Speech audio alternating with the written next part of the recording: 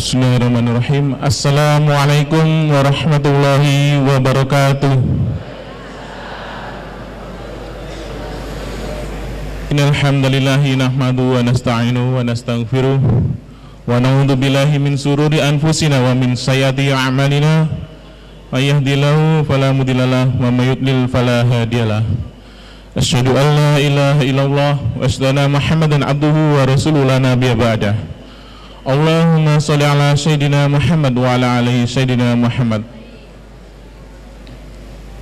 Bapak-bapak, ibu-ibu serta jamaah pengajian Ahad pagi IKADI yang dirahmati Allah, bersyukur pada Allah pada pagi hari ini kita masih diberikan nikmat oleh Allah berupa nikmat iman, nikmat Islam, sehingga pada pagi hari ini kita diberikan kekuatan oleh Allah untuk menghadiri pengajian rutin Ahad pagi IKADI.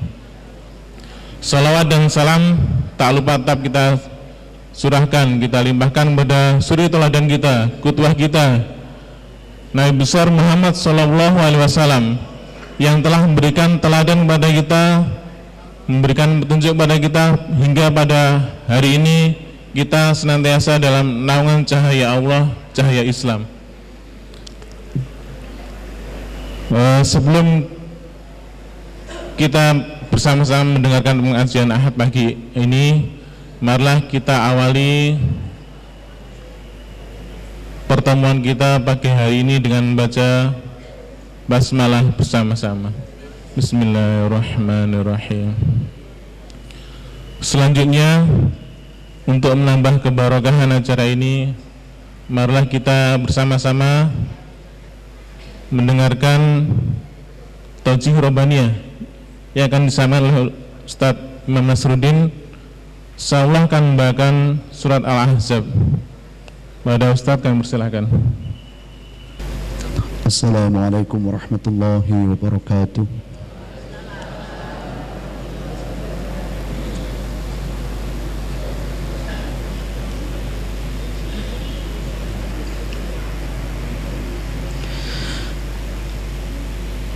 A'udzu billahi minasy syaithanir rajim.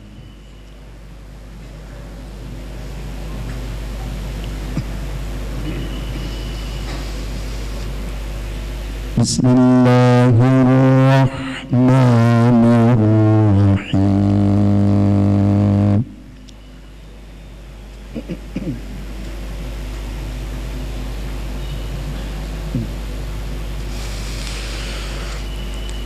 Laqad kana lakum fi rasulillahi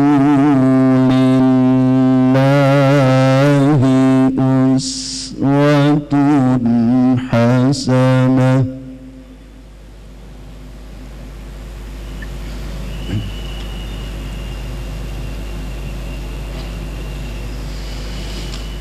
Uswatun hasanatun liman kana yarjullah.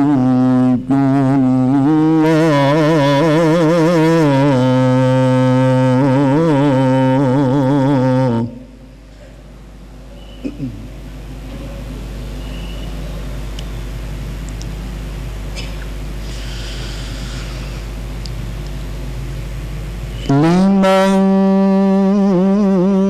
kana yarjullaha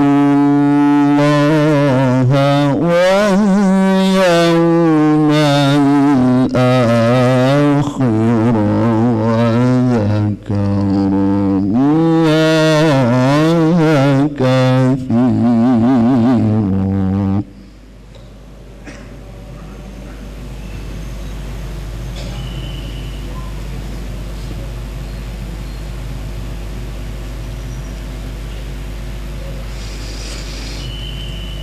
Laqad kana lakum fi rasulillahi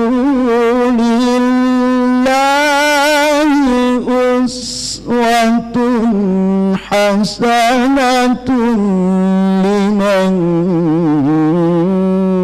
kana yarjullah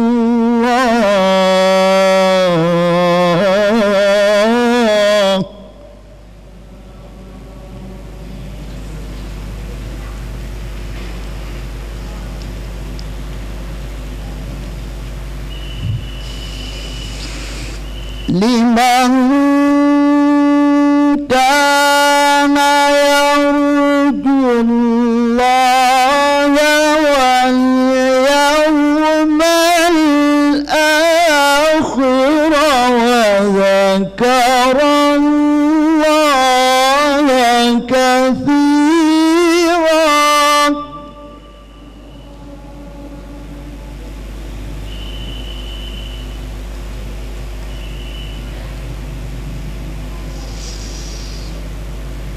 Liman kana yarjullaha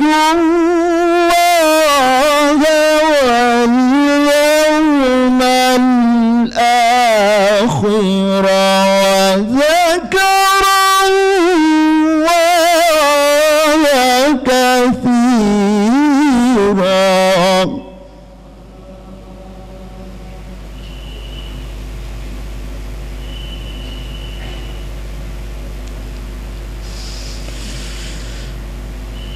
Bismillahirrahmanirrahim.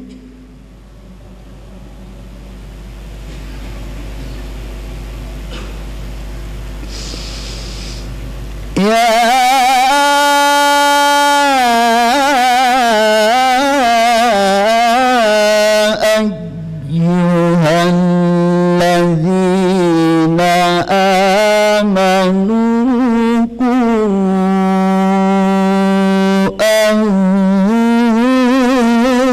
anfusakum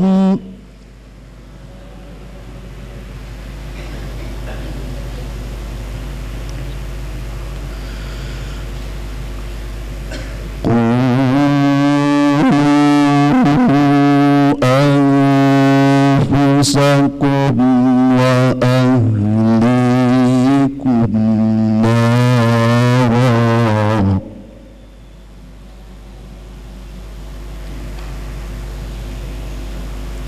وقودها الناس والحجارة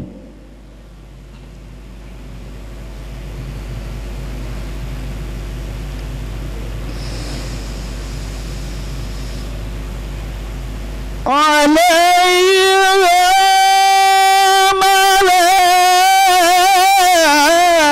ملائكة غلاظ شداد لا يعصون الله ما أمرهم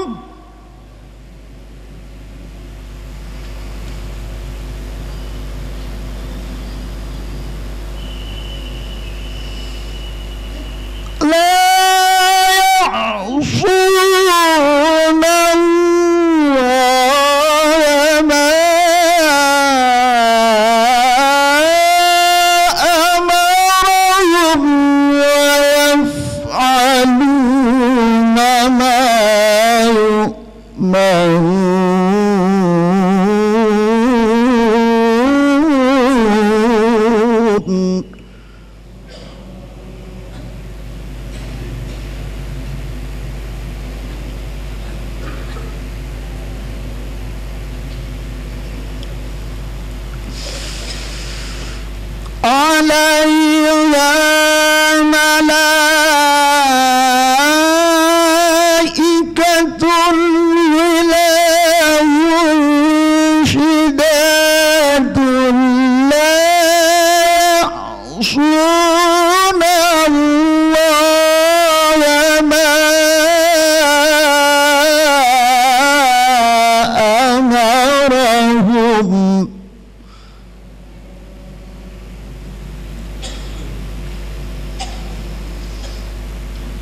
لا يعصون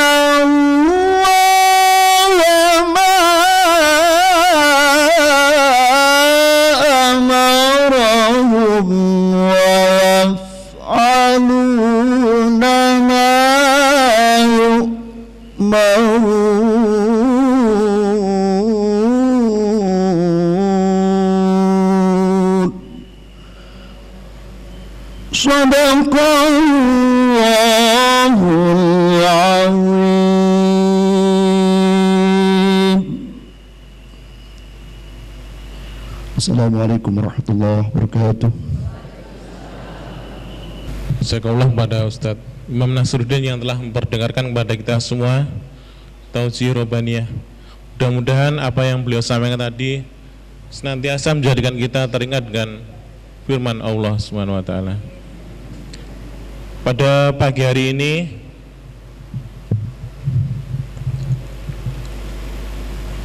Ustadz yang akan menyampaikan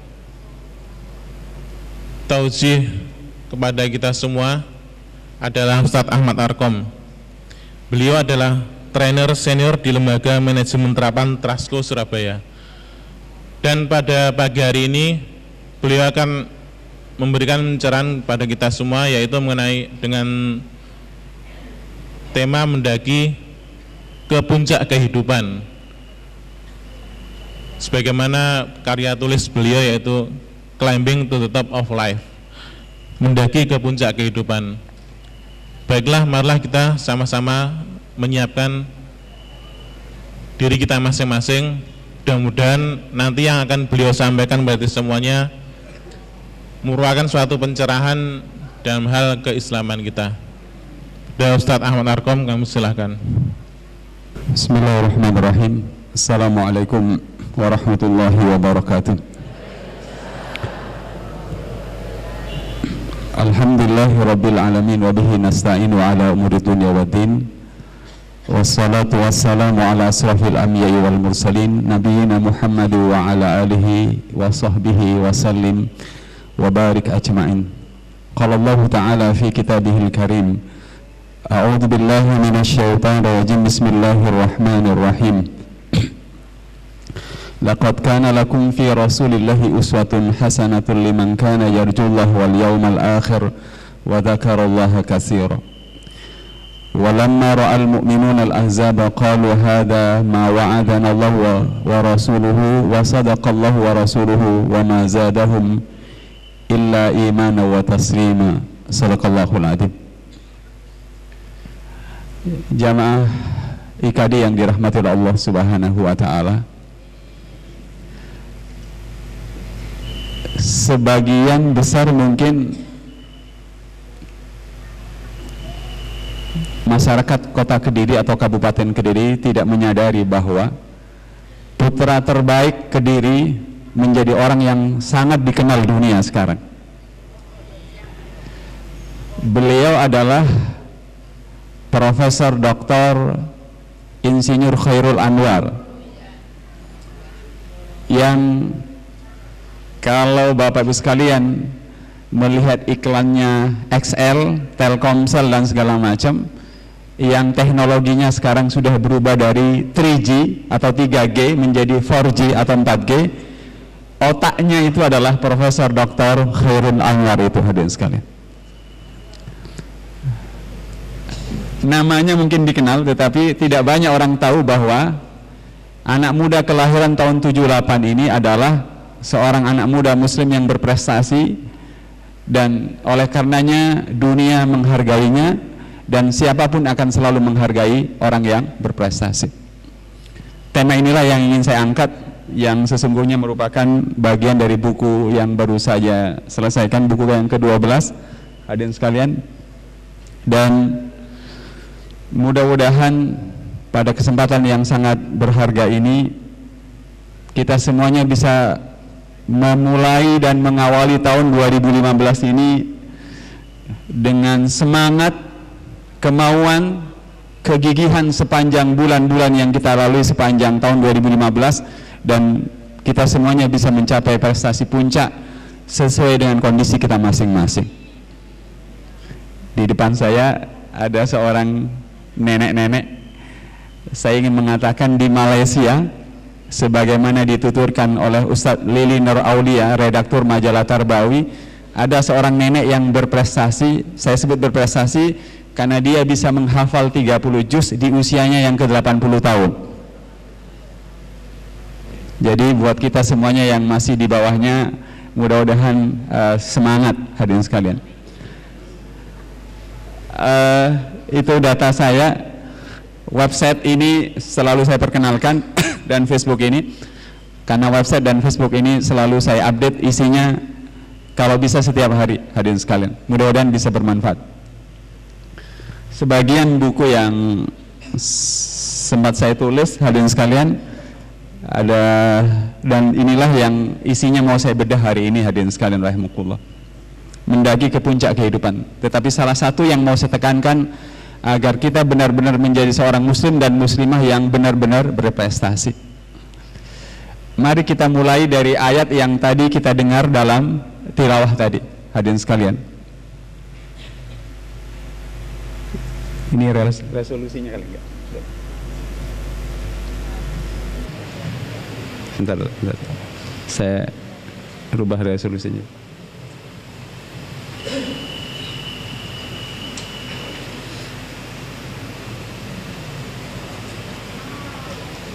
Sudah. Nah, hadirin sekalian rahimakumullah, ayat yang tadi kita dengar bersama, kalau jamaah sekalian pegang mushaf, silahkan mohon dibuka, karena saya ingin mengajak jamaah sekalian merenungkan sesuatu yang barangkali jarang kita pikirkan. Surat yang tadi diperdengarkan kepada kita dan ayatnya adalah laqad kana lakum fi rasulillahi uswatun hasanatun liman kana yarjullaha wal yawmal akhir wa dzakarallaha katsiran. Itu surat 33 ayat 21. Terjemahannya adalah, sungguh telah ada pada diri Rasulullah suri tauladan bagi orang-orang yang berharap kepada Allah dan hari akhir dan berzikir kepada Allah sebanyak-banyaknya. Hadirin sekalian, satu ayat sebelum ayat ke-21 itu, satu ayat sebelum ayat 21 atau dua ayat sebelum ayat 21 terus ke atas, kurang lebih 5 ayat, itu semuanya berkisah tentang perjuangan Rasulullah mempertahankan kota Madinah. Hadirin sekalian, sekali lagi, ayat yang artinya sungguh telah ada pada diri Rasulullah SAW suri tauladan, 1-5 ayat sebelumnya, hadirin sekalian, itu cerita tentang perjuangan Rasulullah mempertahankan kota Madinah. Begitu. Jadi kalau disambung berarti kira-kira kalau ngikuti uraian ayat ini, bahwa kalau hendak meneladani, maka teladan itu adalah dalam perjuangan Rasulullah sallallahu alaihi wasallam.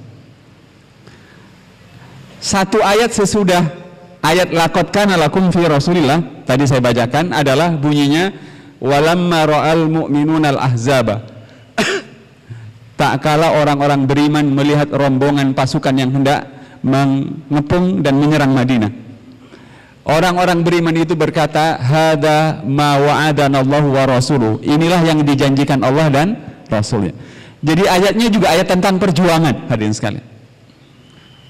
Dengan kata lain, secara khusus sebenarnya ayat ini secara khusus sebenarnya ceritanya adalah bahwa pada diri Nabi itu ada suri tauladan dalam berjuang dalam kehidupan, hadirin sekalian.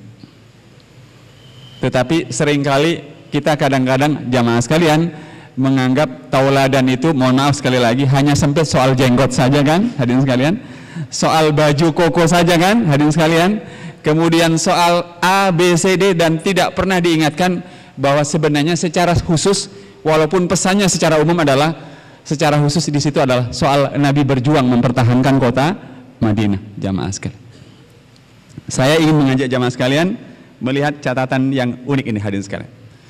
Surat ke-33 ayat 21 tadi, surat 33 ayat 21 itu, hadirin sekalian, turunnya itu letaknya ada dalam surat Al-Ahzab, surat ke-33, dan surat itu adalah surat tentang perang Khandaq yang terjadi di tahun 627 Masehi.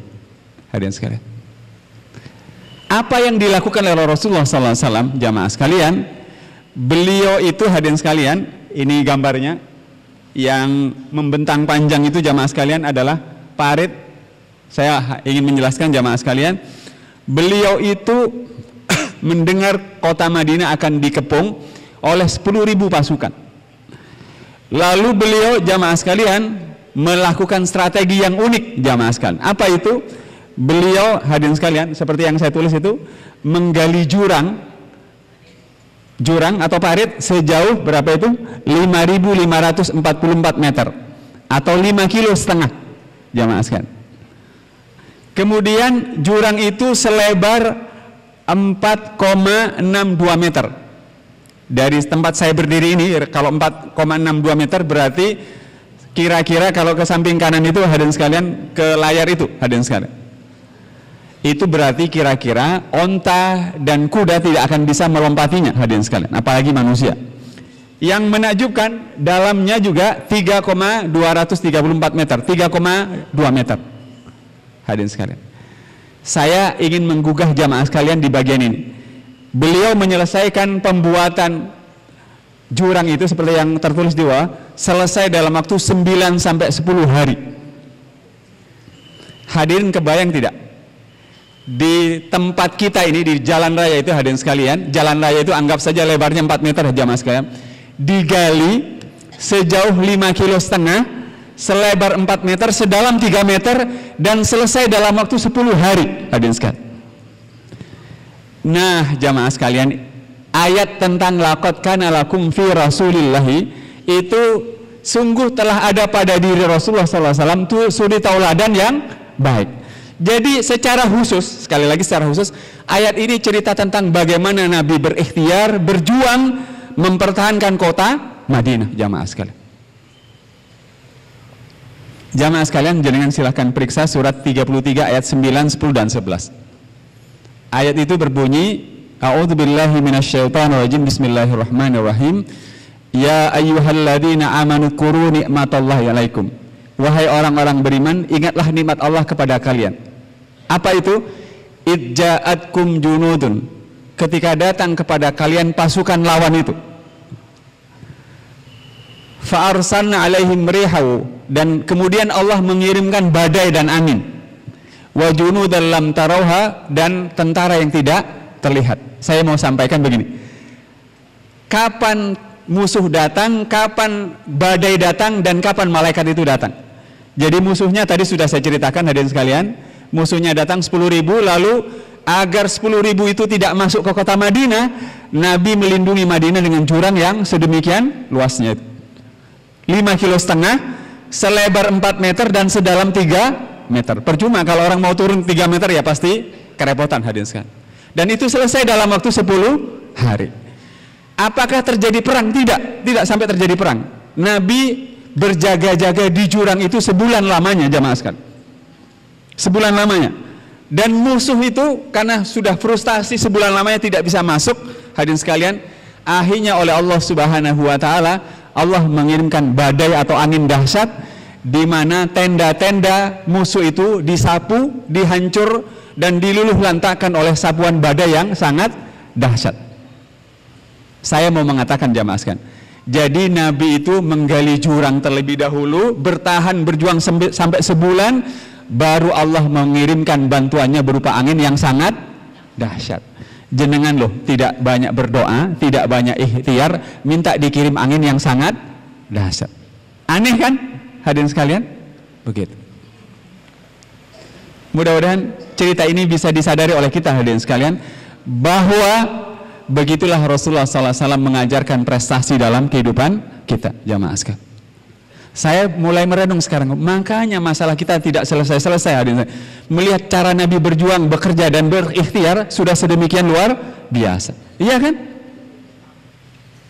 Hadirin sekalian, mari kita lanjutkan.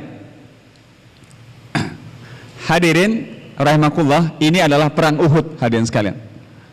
Saya tidak ingin memutar filmnya seluruhnya jamaah sekalian. Ini potongan film jamaah sekalian. Tetapi saya ingin mengatakan jamaah sekalian, perang Uhud itu perang Uhud ini terjadi tahun 625 Masehi. Perang Khandaq itu 627 Masehi. Jadi perang ini 2 tahun sebelum perang yang saya ceritakan. Apa yang mau saya sampaikan? Perang Uhud itu hadirin sekalian, lawan beliau itu 3.000. Lawan beliau 3. Kalau perang Khandaq lawannya Nabi 10.000. Kalau perang Uhud ini lawan beliau 3.000, jumlah pasukan beliau hanya 700 hadirin sekalian. Tapi walaupun 700 hadirin sekalian, beliau berusaha mengatur strategi dengan cara, kita lihat strateginya seperti ini hadirin sekalian. Satu film kita cek, kita saksikan hadirin sekalian. Beliau hadirin sekalian menempatkan pasukan sebanyak 50, nanti akan kelihatan di film ini hadirin sekalian, untuk menjaga pertahanan lawan. Jadi dari saya berdiri ini hadirin sekalian, dari saya berdiri ini pasukan pelindungnya 50 di belakang kiri saya hadirin sekalian, nanti kelihatan. Dan Rasulullah SAW berpesan kepada para sahabat yang berada di atas bukit, ini dia hadirin sekalian. Nah, ini dia yang saya maksud. Tadi pasukannya berapa? 700. Di depan beliau, dari saya berdiri ini, di sana itu 3.000 lawan. Agar tidak kalah, karena di depannya 3.000, di sebelah kirinya, di sebelah kiri saya ini ada Bukit Uhud hadirin sekalian. Beliau menempatkan di belakang saya ini 50 pasukan pemanah. Beliau bilang, kalian lindungi kami yang akan berperang melawan 3.000 itu. Kalau kalian melihat kami memenangkan peperangan, kalian jangan turun dari bukit itu. Begitu juga kalau kalian melihat kami kalah dalam peperangan, kalian tidak boleh turun. Tetaplah berdiri di atas bukit itu. Apa yang terjadi hadirin sekalian? Yang terjadi adalah ketika kaum muslimin itu menang, hadirin sekalian, menang perang, hadirin sekalian, orang-orang ini hadirin sekalian tiba-tiba turun dari gunung. Kenapa turun? Karena pasukan lawan itu berjatuhan barang-barang berharganya hadirin sekalian. Lalu mereka berebut, sahabat ini berebut untuk mengambil barang-barang berharga itu. Itu yang dilarang oleh Rasulullah SAW. Sejak pasukan ini kemudian turun hadirin sekalian, terjadilah kengerian yang tidak bisa dihindari. Yang tadinya menang tiba-tiba berbalik menjadi kalah hadirin sekalian. Coba kita lihat hadirin sekalian catatannya yang unik hadirin sekalian. Inilah ketika terjadi perang di awal itu hadirin sekalian. Ini ketika 700 kaum muslimin hadirin sekalian berhasil mengalahkan 3.000 itu hadirin sekalian. Pasukan lawan kocar-kacir dan barang-barang perhiasan lawan itu banyak yang berjatuhan. Nah, karena banyak berjatuhan, kaum muslimin yang jumlahnya 50 itu tertarik untuk turun gunung hadirin sekalian, padahal itu tidak boleh. Ini yang kemudian turun hadirin sekalian. Coba kita lihat di film ini hadirin sekalian, mereka turun gunung dan hanya menyisakan 2 orang, tidak banyak hadirin sekalian. Turun seperti itu hadirin sekalian, dan kemudian pasukan lawan menyerangnya dari belakang hadirin sekalian. Itu seperti itu. Saya ingin mengatakan ini di zaman Rasul sahabat tidak disiplin. Sekali lagi, ini di zaman Rasul dan sahabat tidak disiplin. Sekarang kita bukan di zaman Rasul dan kita juga tidak disiplin. Apa yang terjadi? Kalau di zaman Rasul ketidakdisiplinan itu berbuah kekalahan dari kemenangan, sama juga di zaman kita setiap siapapun yang tidak disiplin akan juga berbuah kekalahan. Kita lihat apa yang terjadi hadirin sekalian. Inilah kejadiannya yang mengerikan itu hadirin sekalian. Apa yang bisa dilakukan oleh sedikit orang yang masih ada di atas bukit itu, yang hanya tinggal 2 orang itu, lalu dari belakang kaum muslim itu diserang habis-habisan hadirin sekalian. Coba kita lihat di film ini, berapa orang itu ada di atas bukit? Hanya segelintir, 2, 3, sampai 5 orang, tidak banyak. Dan inilah kemudian yang membuat kaum muslimin mengalami langsung bahwa ketidakdisiplinan, ketidakteraturan itu mengerikan dampaknya hadirin sekalian. Coba kita lihat hadirin sekalian, mereka yang tidak tadinya menang walaupun jumlahnya 700 mengalahkan 3.000, tetapi karena tidak disiplin, mereka menjadi korban ketidakdisiplinan yang luar biasa itu. Dan inilah kekalahan pertama yang dirasakan Nabi, dan Nabi juga rahangnya terkena lemparan tombak dan panah hadirin sekalian. Saya ingin mengatakan pelajarannya adalah dari perang Uhud ada seperti itu hadirin sekalian. Pelajarannya adalah, sebelum kita bahas tentang prestasi, adalah 1, komitmen. Siapapun yang tidak berkomitmen, memegang janji, disiplin, tidak peduli itu Nabi, tidak peduli sahabat, dikalahkan oleh Allah Subhanahu wa ta'ala. Jenengan dan saya sholat tahajud, puasa, baca Quran, tetapi sehari-hari janji dagang, janji bisnis tidak komitmen, tidak akan berhasil itu bisnis hadirin sekalian. Saya kuliah S1, S2, S3 hadirin sekalian, sholat malam dan segala macam, tetapi saya tidak komitmen tepat waktu datang kuliah, tidak komitmen tepat waktu menulis skripsi, kemudian disertasi dan segala macam, tidak akan berhasil hadirin sekalian. Yang kedua adalah kontrol diri hadirin sekalian. Kita lihat kan, akibat tidak bisa mengontrol diri, mereka turun dari gunung dan kemudian terjadilah bencana yang mengerikan. Sekarang hadirin sekalian, semalam saya nginep di Hotel Lotus hadirin sekalian, saya cek di dalam kamar itu ada 22 daftar televisi hadirin sekalian. Hadirin sekalian, pengajiannya hanya ada satu. Ada 22 channel televisi yang menghibur orang, dan itu membuat orang kehilangan kontrol dirinya. Hadirin sekalian, bagaimana kita bisa berharap anak-anak muda itu memiliki kontrol diri yang baik kalau yang mengajak ke masjid cuma 1, 2, 3, sementara yang mengajak hiburan jumlahnya 22, 50, 100 dan segala macam. Itu tantangan buat kita jamaah sekalian. Jadi mohon maaf kalau kita berharap Kediri ini berubah menjadi religius hanya dari pengajian seperti ini, tidak mungkin hadirin. Kenapa? Jumlah yang digunakan untuk menarik anak-anak muda, generasi muda dan kita untuk kehilangan kontrol dirinya karena suka pada hiburan jauh lebih banyak, iya kan hadirin sekalian? Dan kita tidak akan mungkin bisa merubah Kediri menjadi kota yang lebih religius hadirin sekalian. Yang berikutnya disiplin. Siapapun yang tidak disiplin hadirin sekalian, mengerikan dampaknya. Sekali lagi mengerikan dampaknya. Jamaah sekalian yang dirahmati oleh Allah Subhanahu wa taala, kita selalu mengatakan Islam itu tinggi dan tidak akan ada yang bisa mengalahkan ketinggian. Itu Islamnya, bukan orang Islamnya. Orang Islamnya harus disiplin, punya kontrol diri, dan mau diatur dalam kehidupan sehari-hari. Hadirin, saya lanjutkan. Fakta sejarah kemudian menunjukkan, pertama, di surat ke-12 ayat ke-20 kita menemukan fakta sejarah ini. Selama kita tidak punya apa-apa, maka kita dihargai dengan sangat murah. Itu Yusuf, masih ingat kisah Nabi Yusuf hadirin sekalian? Begitu ditemukan dari dasar sumur, ditolong oleh para pedagang, dan Yusuf dijual dengan harga yang sangat murah. Dan Allah abadikan dengan firman-Nya, A'udzubillahi minasyaitonirrajim, bismillahirrahmanirrahim, wa syarauhu bisamanin bahsin darahima ma'dudatin wa kanu minaz zahidin. Mereka itu menjual belikan Yusuf dengan harga yang murah karena menurut mereka Yusuf itu tidak ada harganya. Saya hadirin sekalian, kemudian jenengan semuanya, kalau tidak punya ilmu, tidak punya keahlian, tidak punya akhlak, tidak segala macam, tidak akan dihargai orang hadirin sekalian. Walaupun titel kita presiden, kemudian gubernur, menteri, ketua RW, ayah, ibu, tidak akan dihargai kalau kita tidak punya apa-apa hadirin sekalian. Hadirin yang dirahmati oleh Allah Subhanahu wa taala. Yang kedua, di surat ke-12 ayat 22, ternyata yang kemudian mengubah titik balik kehidupannya Yusuf alaihissalam adalah ilmu dan kekuasaan yang dijalankan dengan sebaik-baiknya itu hadirin sekalian. Hanya apabila kita benar-benar berilmu, berkarakter, dan kemudian kekuasaan itu didayagunakan dengan sebaik-baiknya jamaah sekalian, maka kemudian kita mendapatkan kemudahan untuk bisa berprestasi di tengah-tengah kehidupan ini jamaah sekalian. Hadirin rahimakumullah, saya setelah ceritanya sedikit jamaah sekalian rahimakumullah. Kalau ibu-ibu dan bapak pernah nonton dan pernah membaca 99 Cahaya Eropa, itu novel dan film hadirin sekalian. Rangga dan Hanum itu suatu saat di Austria makan di sebuah restoran. Begitu selesai makan, dia mau bayar ke kasirnya. Begitu hendak bayar, kasirnya bilang, "Pak," baik, gak apa-apa.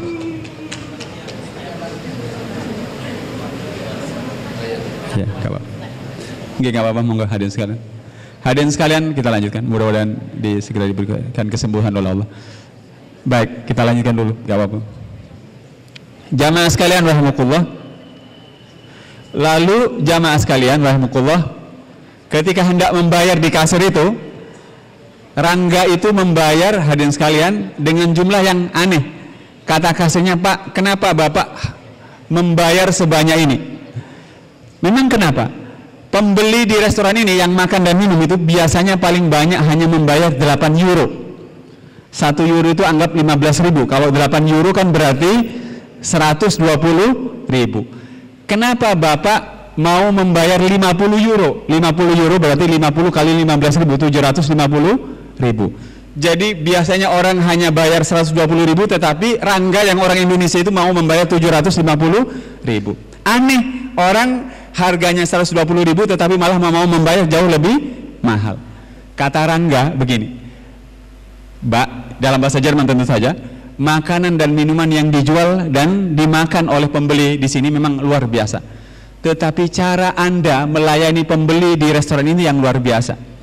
Jadi di depan restoran itu ada tulisan dalam bahasa Inggris, bunyi lengkapnya, all you can eat, pay as you wish. Kalau dalam bahasa Indonesianya, silahkan Anda makan di restoran ini sepuas-puasnya, bayarlah sesuka Anda, atau bayarlah seadanya uang di dompet Anda, hadirin sekalian. Itu kalau ada di sebelah masjid kita, hadirin sekalian, itu habis. Yang mau saya sampaikan, restoran itu ada sejak tahun 2003, dan 2013 itu restoran itu semakin besar, hadirin sekalian. Pemiliknya orang Pakistan, hadirin sekalian. Ketika ditanya, kenapa Anda bikin restoran seperti ini? Orang disuruh makan sepuasnya, begitu giliran bayar, harus bayar seadanya uang di dompet.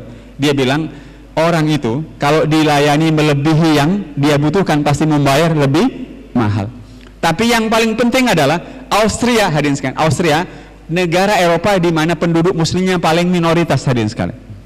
Nah, orang-orang muslim di Austria itu, hadirin sekalian, orang-orang muslim di Austria itu punya cara mereka menunjukkan prestasi, sekali lagi menunjukkan prestasi, agar orang-orang Eropa yang ada di Austria itu menghargai mereka, simpati kepada mereka, tertarik kepada mereka dengan cara berprestasi. Bisakah saya, nggak perlu ceramah sepanjang setengah jam sampai 1 jam setengah, tidak perlu banyak ngomong, saya berprestasi dengan cara datang lebih awal kalau janjian dengan jenengan, hadirin sekalian. Saya janjian ke jenengan jam 7, saya datang setengah 7. Setiap kali saya janjian dengan jenengan, hadirin sekalian, saya selalu datang lebih awal dari yang dijanjikan. Pasti orang akan simpati kepada saya. Kalau orang meminta saya mengerjakan 2 pekerjaan dengan kualitas sampai 7, saya buat pekerjaan itu kualitasnya 9, orang pasti akan menghargai saya. Jadi hadirin sekalian yang dirahmati oleh Allah Subhanahu wa taala, oleh karenanya jamaah sekalian, kalau orang punya rekor prestasi kebaikan, maka dia akan dibutuhkan oleh banyak orang. Hadirin sekalian. Sekali lagi, kalau orang itu punya banyak prestasi, punya banyak kebaikan, dia pasti dibutuhkan oleh banyak orang. Jamaah sekalian yang dirahmati oleh Allah Subhanahu wa taala, oleh karenanya jamaah sekalian, saya ingin mengajak jamaah sekalian merenung lebih tajam sekarang.